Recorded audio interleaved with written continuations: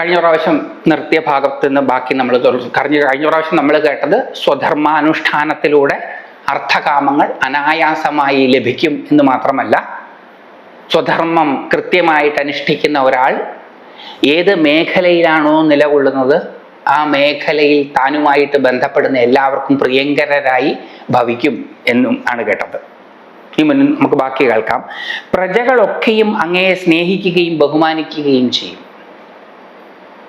അപ്പോൾ ഒരു നല്ല ഭരണാധികാരിയാണോ താൻ എന്നറിയാൻ തന്നെ പ്രജകളെല്ലാം സ്നേഹിക്കുകയും ബഹുമാനിക്കുകയും ചെയ്യുന്നുണ്ടോ എന്ന് അന്വേഷിച്ചാൽ മതി. തന്നെ ജനങ്ങൾ ഭയപ്പെടുകയാണ് ചെയ്യുന്നതെങ്കിൽ, താൻ ജനങ്ങളുടെ ഉള്ളിൽ ഭീതിയാണ് ഉണർത്തുന്നത് എങ്കിൽ താൻ ഒരു നല്ല ഭരണാധികാരി അല്ല. അപ്പം പെരുമാറ്റം വളരെ പ്രധാനപ്പെട്ട കാര്യമാണ്. നമ്മളോട് അടുത്ത് ഇടപഴകുന്ന ആൾക്കാരോട് സൗമനസ്യത്തോടുകൂടി പെരുമാറുക എന്നുള്ളത് ഒരു പ്രധാന കാര്യം തന്നെയാണ്. ഒരു ഭരണാധികാരി എല്ലാവർക്കും ഇഷ്ടപ്പെടുന്ന രീതിയിൽ പെരുമാറാൻ ബാധ്യസ്ഥനും കൂടിയാണ്. അപ്പം അത് ഒരാള് കൃത്യമായിട്ട് അങ്ങനെ ചെയ്യുക എങ്ങനെ? അയാളുടെ ഉള്ളിൽ ഈ ഭരണാധികാര സ്വഭാവം ഉണ്ടെങ്കിൽ മാത്രമേ ഉള്ളൂ. അധികാരം പിടിച്ചെടുക്കാനുള്ള മോഹം എല്ലാവർക്കും ഉണ്ടാവും. പക്ഷെ നൈസർഗികമായിട്ടും ആരിലാണോ ഈ ഭരിക്കുന്നതിനുള്ള അതോറിറ്റേറ്റീവ് ഭരണമല്ല, മറ്റുള്ളവർക്ക് ഉപകാരം ചെയ്യുന്നതിന് വേണ്ടിയിട്ടുള്ള ഭരണം, അത് ചെയ്യുവാനുള്ള താല്പര്യമുള്ളവര്, അവരെയാണ് ജനങ്ങൾ ഇഷ്ടപ്പെടുക. അവരെ പറ്റി ജനങ്ങൾ പാടി പുകഴ്ത്തും. അവരുടെ മാഹാത്മ്യങ്ങള് ജനം അറിയും. തേൻ ഒരു തുള്ളി എവിടെയെങ്കിലും വീണാൽ ഒരു പരസ്യവും കൂടാതെ അവിടെ കുറുമ്പുകൾ വരുന്നത് പോലെ ഭരണാധികാരിയുടെ മാഹാത്മ്യം ജനങ്ങൾ അറിയും. ആ ഭരണാധികാരി ആ ഭരണാധികാരിയെ ജനങ്ങൾ സ്നേഹിക്കുകയും ബഹുമാനിക്കുകയും ചെയ്യും. അപ്പോൾ ഒരു ഭരണാധികാരി തൻ്റെ ഭരണം നല്ലതാണോ അല്ലയോ എന്നറിയാൻ താൻ നിർമ്മിച്ച പാലങ്ങളുടെ എണ്ണവും പണിത റോഡുകളുടെ എണ്ണവും ഇടിച്ചു നിരത്തിയ മലകളുടെ എണ്ണവും ഒന്നും പറയണ്ട. തന്നെ ആൾക്കാർ ഇഷ്ടപ്പെടുന്നുണ്ടോ എന്ന് ഒന്ന് അന്വേഷിച്ചാൽ മതി. അതോ തന്നെ ഭയന്നാണോ അവർ ഇരിക്കുന്നത്? ഭയന്നാണ് ഇരിക്കുന്നതെങ്കിൽ വേനനാണ്, ഇഷ്ടപ്പെട്ടാണ് ഇരിക്കുന്നതെങ്കിൽ പൃഥുവാണ്. അപ്പൊ ഇത് അന്വേഷിച്ചാൽ മതി. ഇപ്പൊ ഭാഗവതം കൊണ്ട് മോക്ഷം മാത്രമല്ല, ഭാഗവതം ഒരു സാധാരണ ഭക്തന് മാത്രം, സാധാരണ ഭക്തർക്ക് മാത്രം പ്രയോജനപ്പെടുന്ന ഒരു ഗ്രന്ഥം അല്ല. ഇത് ഏതു തുറയിൽ പ്രവർത്തിക്കുന്നവർക്കും ഗൈഡായിട്ട് ഉപയോഗിക്കാവുന്ന ഒരു മഹാഗ്രന്ഥമാണ്. നിങ്ങൾ ഏതു മേഖലയിലാണ് പ്രവർത്തിക്കുന്നതെങ്കിലും നിങ്ങൾക്ക് മാർഗനിർദ്ദേശം തരാൻ പ്രാപ്തമായ ഒരു മഹാഗ്രന്ഥമാണിത്. ഇത് ഭക്തിയുടെ മാത്രം ഗ്രന്ഥമല്ല. ഇപ്പൊ അങ്ങനെയാക്കി മാറ്റി. ഭാഗവതം ഈസ് ഈക്വൽ ടു ഭക്തി. അതും വളരെ, അഭിപ്രായം പറയുന്നതിൽ നിങ്ങൾ തെറ്റായിട്ട് ധരിക്കരുത്, വളരെ വികലമായ ഒരു ഭക്തി. ആ വികലമായ ഭക്തി ഉള്ളവരാണ് എനിക്ക് ഭക്തിയില്ല എന്ന് പലപ്പോഴും പറയുന്നത്. ഞാൻ ഭക്തനാണ് എന്ന് തെളിയിക്കേണ്ട ഒരു ആവശ്യകത എനിക്ക് ഇന്ന് വരെ തോന്നിയിട്ടില്ല എന്നുള്ളത് കൊണ്ട് എനിക്കത് ആ പറയുന്നതിൽ യാതൊരു വിരോധവുമില്ല. അപ്പൊ അതുകൊണ്ട് ഇത് ഭക്തിയുടെ മാത്രം ഗ്രന്ഥമാണ്. അല്ല സർ, ഇത് ഏതു തുറയിൽ ജീവിക്കുന്ന ആൾക്കാർക്കും ഒരു മാർഗനിർദ്ദേശ ഗ്രന്ഥമാണ്. അതാണ് ഇവിടെ കാണുന്നത്. ഇതൊരു അഡ്മിനിസ്ട്രേറ്റർക്ക് ഗുണകരമാണ്, ഇതൊരു ലോയർക്ക് ഗുണകരമാണ്, ഇതൊരു സയന്റിസ്റ്റിന് ഗുണകരമാണ്, ഇതൊരു ഡോക്ടർക്ക് ഗുണകരമാണ്. ഇതൊന്നുമല്ലാത്തൊരു സാധാരണ ജോലി ചെയ്യുന്നയാൾക്കും ഈ ഗ്രന്ഥം മാർഗനിർദ്ദേശം തരും.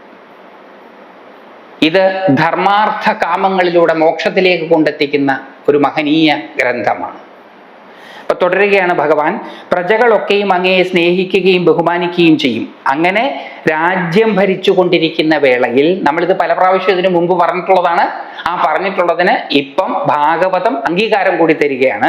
അങ്ങനെ രാജ്യം ഭരിച്ചു കൊണ്ടിരിക്കുന്ന വേളയിൽ അധികം താമസിയാതെ തൻ്റെ ഗൃഹത്തിന് സമീപത്ത് തന്നെ വെച്ച് സിദ്ധന്മാരായ സനകാദി മുനിമാരെ കണ്ടുമുട്ടും. സ്വധർമാനുഷ്ഠാനം അനുഷ്ഠിച്ചുകൊണ്ട് മുന്നോട്ടു പോകുമ്പോൾ അർത്ഥകാമങ്ങൾ അനായാസമായും സ്വാഭാവികമായും ഒരാളിലേക്ക് വന്നു ചേരും. ആ ആൾ ഏത് മേഖലയിലാണോ പ്രവർത്തിക്കുന്നത് ആ മേഖലയിലുള്ളവർക്കെല്ലാം പ്രിയങ്കരരായി ഭവിക്കും.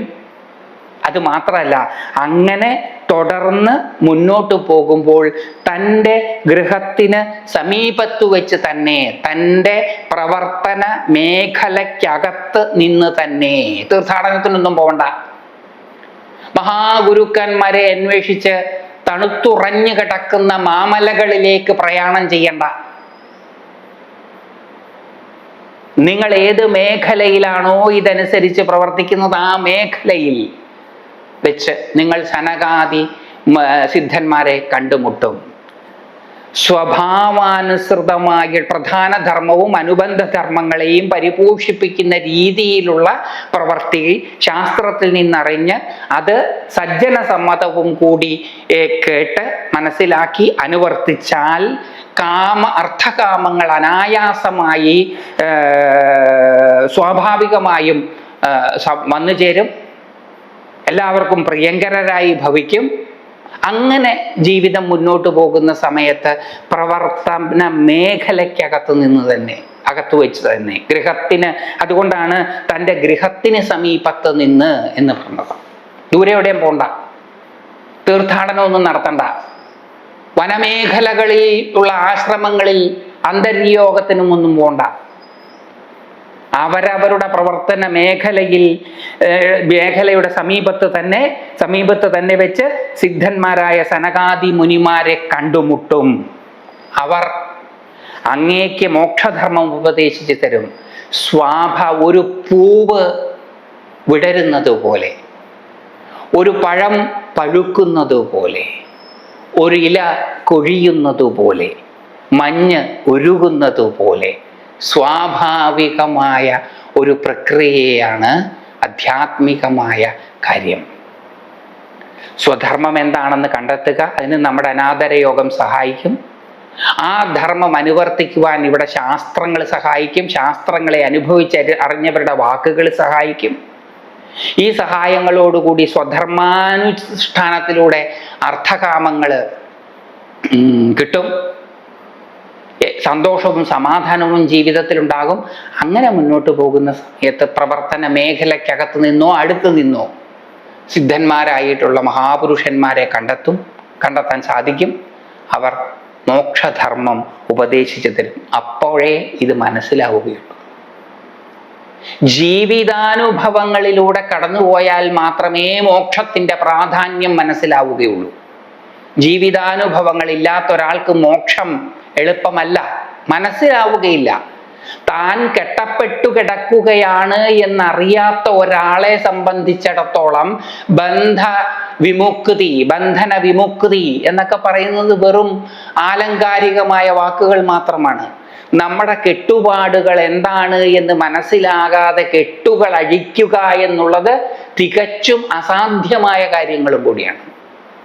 അപ്പൊ താൻ കെട്ടപ്പെട്ടു കിടക്കുകയാണ് എന്നറിയണമെന്നുണ്ടെങ്കിൽ ജീവിതാനുഭവങ്ങളുടെ യാഥാർത്ഥ്യം അനിവാര്യമാണ്. സാധാരണമായി ചിലർക്ക് അങ്ങനെയല്ല, ഉൾവിളി കൊണ്ട് വളരെ ചെറുപ്പത്തിലേ അങ്ങനെ തോന്നാം. അവരുടെ കാര്യമല്ല നമ്മൾ ഈ പറയുന്നത്, ബഹുഭൂരിപക്ഷം ആൾക്കാരുടെ കാര്യമാണ് ഈ പറയുന്നത്. ബഹുഭൂരിപക്ഷം ആൾക്കാർക്ക് വേണ്ടിയിട്ടാണ് ഈ സംസാരിക്കുന്നത്. എക്സെപ്ഷൻസ് ഉണ്ടാകാം, എക്സെപ്ഷൻസ് നിയമമല്ല. അപ്പൊ അതുകൊണ്ട് സിദ്ധന്മാരായ സനകാദി മുനിമാരെ കണ്ടുമുട്ടും. അവർ അങ്ങേക്ക് മോക്ഷധർമ്മം ഉപദേശിച്ചു തരും. അപ്പോഴേ മനസ്സിലാവുകയുള്ളൂ, അതിനു മുമ്പ് ഇത് മനസ്സിലാവുകയില്ല. ജീവിതാനുഭവങ്ങള് ബ്രെയിനിനെ, തലച്ചോറിനെ പ്രാപ്തമാക്കുമ്പോഴാണ് മോക്ഷധർമ്മം എന്താണ് എന്ന് പിടികിട്ടുക. അപ്രകാരം അങ്ങേക്ക് പരമപുരുഷാർത്ഥവും സിദ്ധിക്കും. ഒറ്റ പാരഗ്രാഫിൽ ഇത് 4 പറഞ്ഞു: ധർമ്മം, അർത്ഥം, കാമം, മോക്ഷം. എങ്ങനെയാണ് ഇത് നേടുക? ഇതാണ് പുരുഷാർത്ഥം. പുരിയിൽ വസിക്കുന്ന, ശരീരത്തിൽ വസിക്കുന്ന ജീവന്റെ ലക്ഷ്യം ഇത് 4മാണ്. തൻ്റെ സ്വഭാവം എന്താണെന്ന് കണ്ടെത്തുക, അതനുവർത്തിക്കുക, സ്വാഭാവികമായും അനായാസവുമായി വരുന്ന അർത്ഥകാമങ്ങളെ സ്വീകരിക്കുക, തൻ്റെ സ്വഭാവം കൃത്യമായിട്ടാണോ അനുവർത്തിക്കുന്നത് എന്നറിയാൻ തൻ്റെ കൂടെ പ്രവർത്തിക്കുന്നവർക്ക് തന്നോടുള്ള സ്വഭാവത്തെ ഒന്ന് പരിശോധിച്ചാൽ മതി, തന്നോടുള്ള പെരുമാറ്റത്തെ ഒന്ന് പരിശോധിച്ചാൽ മതി. സ്വധർമ്മമാണ് അനുഷ്ഠിക്കുന്നതെങ്കിൽ എല്ലാവർക്കും പ്രിയങ്കരരായിരിക്കും. എല്ലാവരും എന്ന് പറഞ്ഞാൽ അക്ഷരാർത്ഥത്തിൽ എല്ലാവരും അല്ല, ഭൂരിപക്ഷം ആൾക്കാർ. അങ്ങനെ വന്നു കഴിഞ്ഞാൽ അങ്ങനെ വന്നു കഴിഞ്ഞാൽ ജീവിതം അങ്ങനെ കുറച്ചു കാലം മുന്നോട്ട് പോട്ടെ. അപ്പോൾ പ്രവർത്തന മേഖലയ്ക്കകത്തോ അടുത്തോ നിന്ന് മഹാത്മാക്കളെ കാണാനിടവരും. ആ മഹാത്മാക്കൾ ആ സമയത്ത് വേണ്ടതെന്താണെന്ന് ഉപദേശിച്ചു തരും. ആ ഉപദേശം മനസ്സിലാക്കാൻ സാധിക്കും. താൻ കെട്ടപ്പെട്ടു കിടക്കുകയാണ് എന്ന് തിരിച്ചറിയും. അപ്പൊ കെട്ടുകൾ അഴിക്കാനുള്ള വഴി അവർ പറഞ്ഞു തരുന്നത് മനസ്സിലാകും. അതനുസരിക്കുമ്പോൾ അനായാസേന മോക്ഷവും പ്രാപ്തമാകും. ജീവിതത്തിലൂടെയാണ് മോക്ഷം, ജീവിത നിരാസത്തിലൂടെയല്ല മോക്ഷം. മോക്ഷം കിട്ടാൻ വേണ്ടി ജീവിതം ഉപേക്ഷിക്കേണ്ട ആവശ്യം ഇല്ല, ജീവിച്ചാൽ മതി. പക്ഷെ ഇങ്ങനെ ജീവിക്കണം. അദ്ദേഹം തുടരുകയാണ്, മാനവരാശിയിൽ വെച്ച് ഉത്തമനായ മഹാരാജാവേ, ഞാൻ അങ്ങയുടെ ശ്രേഷ്ഠ ഗുണങ്ങളാലും സ്വഭാവ വൈശിഷ്ട്യത്താലും സന്തുഷ്ടനായിരിക്കുന്നു. യാഗാദി കർമ്മങ്ങൾക്കോ കഠിനമായ യോഗാഭ്യാസം കൊണ്ടോ എന്നെ പ്രാപിക്കാൻ പ്രയാസമാണ്. സമദർശിയും സമചിത്തതയുമുള്ളവനുമായ അങ്ങ് എന്നിൽ നിന്ന് അഭീഷ്ടവരം വരിച്ചാലും. മാനവരാശിയിൽ വെച്ചുത്തമനായ മഹാരാജാവേ, മാനവരാശിയിൽ വെച്ച് ഉത്തമനാകണമെങ്കിൽ എന്താ ചെയ്യേണ്ടത്? നേരത്തെ പറഞ്ഞു, സ്വധർമാനുസൃതമായിട്ടുള്ള പ്രവർത്തികൾ ചെയ്യണം. സ്വധർമാനുസൃതമായിട്ടുള്ള പ്രവർത്തികൾ ചെയ്യുന്നയാളാണ് ഉത്തമൻ ആയിട്ടുള്ള ആള്. അല്ലാത്തവരൊക്കെ സാധാരണ ആൾക്കാർ. സാധാരണ ആൾക്കാരുടെ പ്രവർത്തികൾ എങ്ങനെയാ? അത് വ്യാമോഹം കൊണ്ടും ദുര കൊണ്ടും ആളാകാൻ വേണ്ടിയും ആളാണെന്നറിയിക്കാൻ വേണ്ടിയും മറ്റുള്ളവരുടെ കയ്യിലിരിക്കുന്നതൊക്കെ തൻ്റേതാക്കുവാൻ വേണ്ടിയിട്ടും ഒക്കെ പ്രവർത്തിക്കുന്നവരാ. പിടിച്ചടക്കലിൻ്റെ പ്രവർത്തികളാണ് സാധാരണ പ്രവർത്തികൾ. ഉത്തമരാകണമെങ്കിൽ എന്ത് വേണം? സ്വസ്വഭാവാനുസൃതമായ പ്രവൃത്തി ചെയ്യണം. അങ്ങനെ സ്വസ്വഭാവാനുസൃതമായ പ്രവൃത്തി എന്താണോ അതനുഷ്ഠിക്കുന്നതിലൂടെയാണ് ശ്രേഷ്ഠരായവരെ കണ്ടുമുട്ടുക. അതുകൊണ്ടാണ് രത്നാകരൻ വാൽമീകിയായത്. രത്നാകരൻ സ്വധർമ്മം അനുസരിച്ചിട്ടുള്ള പ്രവൃത്തിയാണ് ചെയ്തത്. അദ്ദേഹം തൻ്റെ ഭാര്യയെയും കുടുംബങ്ങളെയും പോറ്റാൻ തൻ്റെ സ്വഭാവം അനുസരിച്ച് പിടിച്ചു പറിക്കുകയാണ് ചെയ്തത്. സ്വധർമ്മം അനുഷ്ഠിച്ച് മുന്നോട്ട് പോയപ്പോഴാണ് അദ്ദേഹം സപ്തഋഷികളെ കണ്ടുമുട്ടിയത്. ആ സപ്തഋഷികളിൽ നിന്നാണ് മോക്ഷമാർഗോപദേശം അദ്ദേഹത്തിന് കിട്ടിയത്. അതുകൊണ്ടാണ് അദ്ദേഹം അർത്ഥമറിയാതെ നാമം ജപിച്ചിട്ടും വാത്മീകിയായത്. ഒരു രത്നാകരൻ മാത്രമേ അർത്ഥമറിയാതെ നാമം ജപിച്ച് വാത്മീകിയായിട്ടുള്ളൂ. അതിനുശേഷം പിന്നെ ഒരു വാത്മീകിയും ഇവിടെ ഉണ്ടായിട്ടില്ല. അതിനുശേഷം ഇവിടെ ഒരു മഹാകവിയും ഉണ്ടായിട്ടില്ല.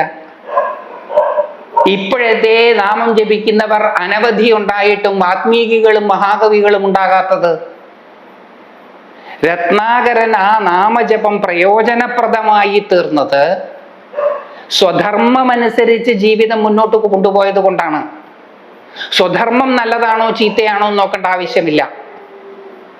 നമ്മുടെ സ്വഭാവം എന്താണോ അതിനെ അംഗീകരിച്ച് അതിനെ പരിപോഷിപ്പിക്കുവാൻ വേണ്ടി പ്രവർത്തിക്കുമ്പോൾ ആ പ്രവർത്തികൾ സിദ്ധരായിട്ടുള്ള ആൾക്കാരെ നമ്മുടെ മുമ്പിലേക്ക് കൊണ്ടുവരും.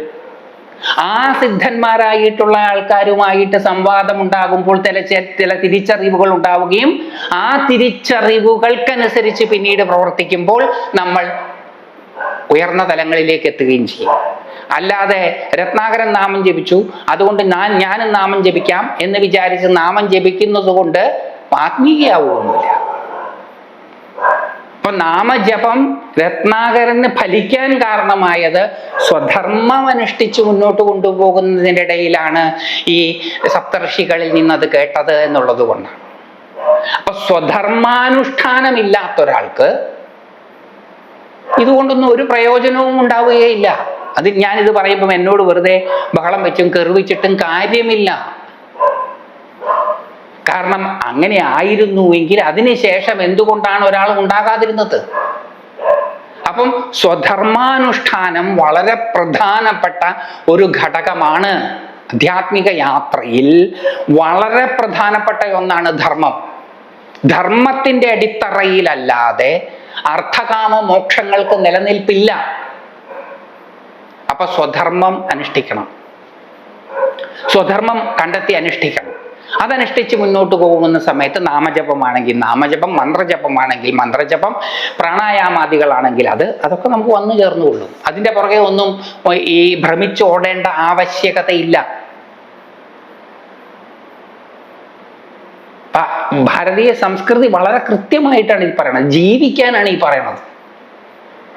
എങ്ങനെയെങ്കിലും ജീവിക്കാനല്ല, മറ്റുള്ളവരുടേതൊക്കെ അടിച്ചു മാറ്റി ജീവിക്കാനല്ല, വല്ലവരുടെയും കയ്യിലിരിക്കുന്ന പണം പ്രലോഭിപ്പിച്ച് തൻ്റേതാക്കാനല്ല, സ്വധർമ്മം അനുസരിക്കുന്നതിലൂടെയാണ് മുന്നോട്ട് പോകേണ്ടത്. വളരെ കൃത്യമാണിത്, വളരെ ലളിതവും വളരെ കൃത്യവുമാണ്. അദ്ദേഹം തുടരുകയാണ്, അങ്ങനെ സ്വധർമാനുഷ്ഠാനം നടത്തിയത് കൊണ്ടാണ് ഇദ്ദേഹം മാനവരാശിയിൽ വെച്ച് ഉത്തമനായത്. അല്ലെങ്കിൽ സാധാരണക്കാരൻ എന്താ കുഴപ്പം? ഒന്നുമില്ല. പിടിച്ചു പറിക്കാനും വ്യാമോഹം കൊണ്ടും ദുര കൊണ്ടും ഒക്കെയാണ് സാധാരണ ആൾക്കാർ പ്രവർത്തിക്കുന്നത്. അത് സാധാരണക്കാരെ മോശമായിട്ട് കാണുന്നതല്ല. ഇവിടെ സാധാരണം എന്ന് പറഞ്ഞാൽ അതാണ് അർത്ഥം. അല്ലാതെ അവർ മോശക്കാരാണ് എന്നുള്ളതല്ല. സമൂഹത്തിൻ്റെ ഇൻഫ്ലുവൻസ് ആയിരിക്കാം എല്ലാവരിലും അങ്ങനെ പ്രവർത്തിക്കുവാൻ പ്രേരണ ഉണ്ടാക്കുന്നത്. പക്ഷെ അങ്ങനെയാണ് എല്ലാവരും പ്രവർത്തിക്കുന്നത്. അമാസ് ചെയ്യാൻ വേണ്ടിയിട്ടാണ്, അക്വയർ ചെയ്യാൻ വേണ്ടിയിട്ടാണ് പ്രവർത്തിക്കുന്നത്. അത് പവറായാലും പണമായാലും പേരായാലും ഒക്കെ അങ്ങനെയാണ്. ഇതെല്ലാം സ്വാഭാവികമായിട്ട് കിട്ടും സ്വധർമാനുഷ്ഠാനത്തിലൂടെ.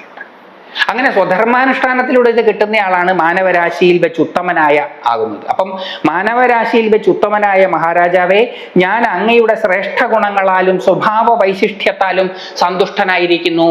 എന്താണ് ഇദ്ദേഹത്തിന്റെ ശ്രേഷ്ഠ ഗുണവും സ്വഭാവ വൈശിഷ്ട്യവും? സ്വധർമാനുഷ്ഠാനമാണ്. പ്രജാപരിപാലനം പ്രജകൾക്ക് സന്തോഷകരമായ രീതിയിൽ ചെയ്യുക, അവരെ സന്തോഷിപ്പിക്കാൻ വേണ്ടി ചെയ്യുകയല്ല.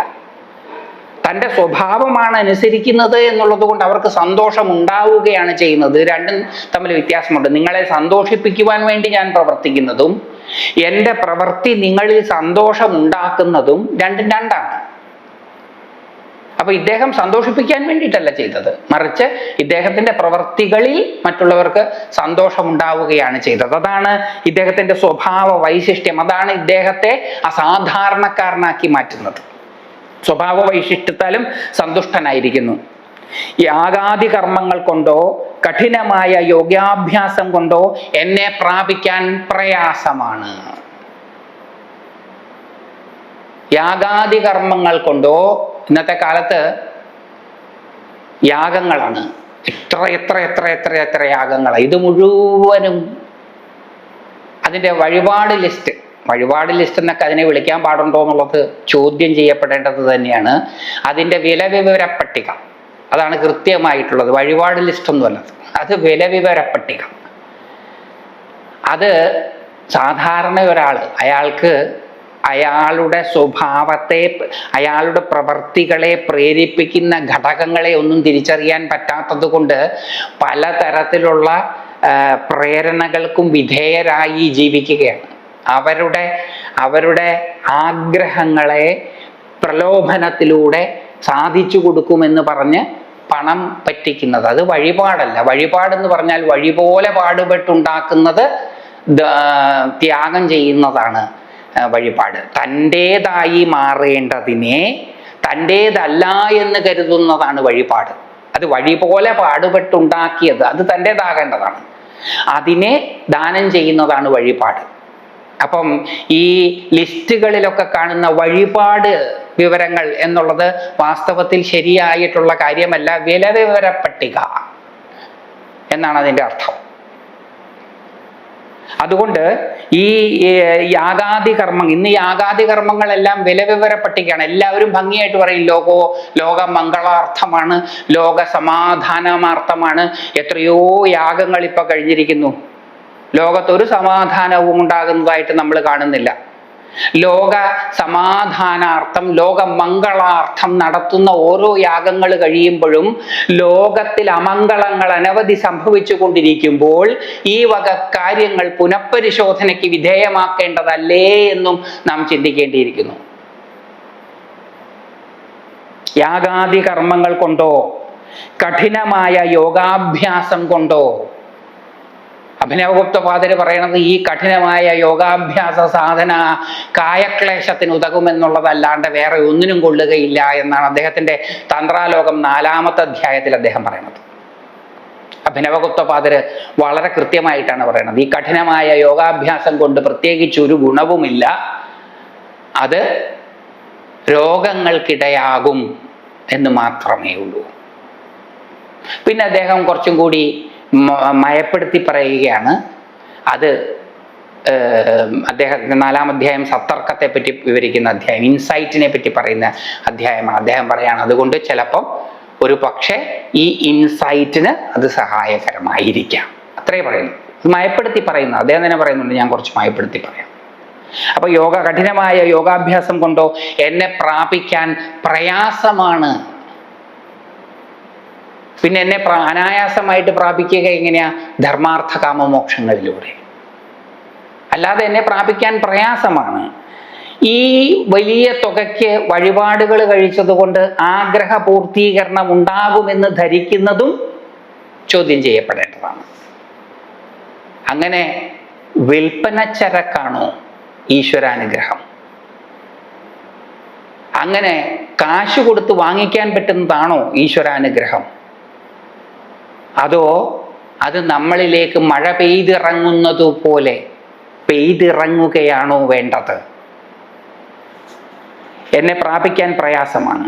സമദർശിയും സമചിത്തതയുമുള്ളവനുമായ അങ്ങ് എന്നിൽ നിന്ന് അഭീഷ്ട വരം വരിച്ചാലും. സമദർശി എന്ന് പറഞ്ഞാൽ ഓരോന്നിനെയും കാണേണ്ടതുപോലെ കാണാൻ പറ്റുന്നയാള്, ഒന്നിലും പെട്ട് ഭ്രമിക്കാതിരിക്കുന്ന ആള്.